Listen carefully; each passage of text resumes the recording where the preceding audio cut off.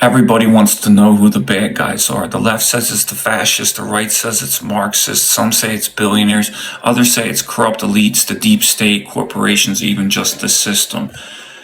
But here's a problem. Every one of those explanations, though they feel satisfying, they fail to explain why the same kind of political, let's say, harm keeps reappearing across cultures, ideologies, and centuries. So what if the problem isn't evil people or even evil ideas, but the conditions that allow evil to grow? And that's where surprisingly Catholicism and Buddhism might converge. Part 1, the Catholic insight. Evil isn't a thing. In classic Catholic thought, evil isn't a substance. It's not a force competing with the good. Evil is a privation, a lack of the good that ought to be present. Darkness isn't a thing. It's what happens when the light is missing. Translated politically, it reframes everything. Instead of asking who is evil, we ask what goods are absent here. Justice, truth, subsidiarity, solidarity, moral formation, accountability. When those goods erode, harm fills their vacuum. This is why simply defeating the bad people never fixes anything. If the underlying goods aren't restored, new villains just emerge to occupy the same empty space. Liberal democracy, for example, at its best, works not because people are necessarily virtuous, but because it structurally assumes some human fallibility and tries to protect goods anyway. But when its structures decay, corruption doesn't arrive, therefore, it's actually invited. Part 2, the Buddhist insight.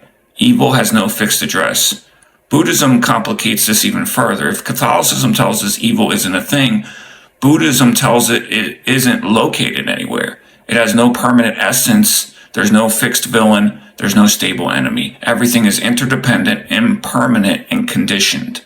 So suffering doesn't arise from a single cause. It arises from networks of causes. And that's why collapsing political harm or political evil into a party, an ideology, money, power, or even corrupt elites always misses something essential. Those forces matter, but they aren't self-originating. They emerge from the conditions we all participate in.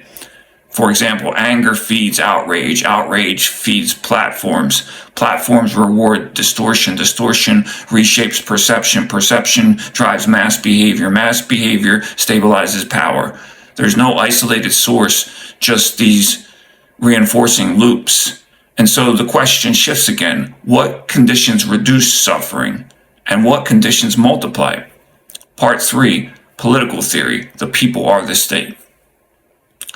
Here's something that might be uncomfortable. In political theory, the people are the state. So even in tyranny, where responsibility isn't equal, still the survival or collapse of the polity depends on what ordinary people reward and what they excuse, what they repeat, what they tolerate. And so most harm doesn't come from monstrous intent. It comes from moral category errors made by average people trying to be good.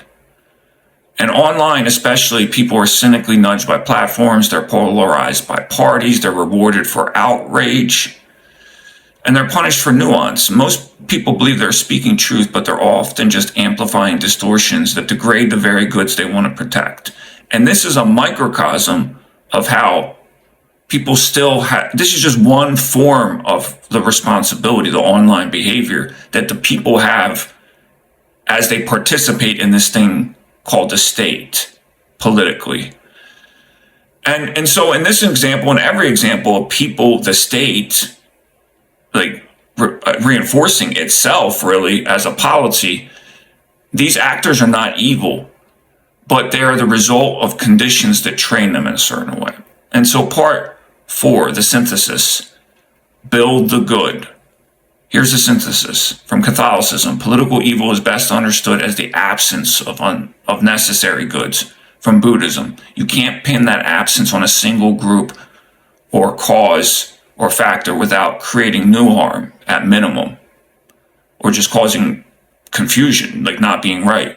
From political theory, structures matter, but people animate those structures, which leads to a harder but ironically kind of hopeful conclusion. The real political task isn't hunting villains, it's cultivating conditions. Conditions that reward truth over tribal loyalty, that slow moral reactions instead of accelerating them, form citizens, not just voters, constrain power without dehumanizing opponents. When those conditions are present, good will multiply. But when they're absent, harm will most definitely fill the void. And that's not utopian, it's kind of realistic. And it puts responsibility where it belongs, which is pretty much everywhere, even if it's still not equally.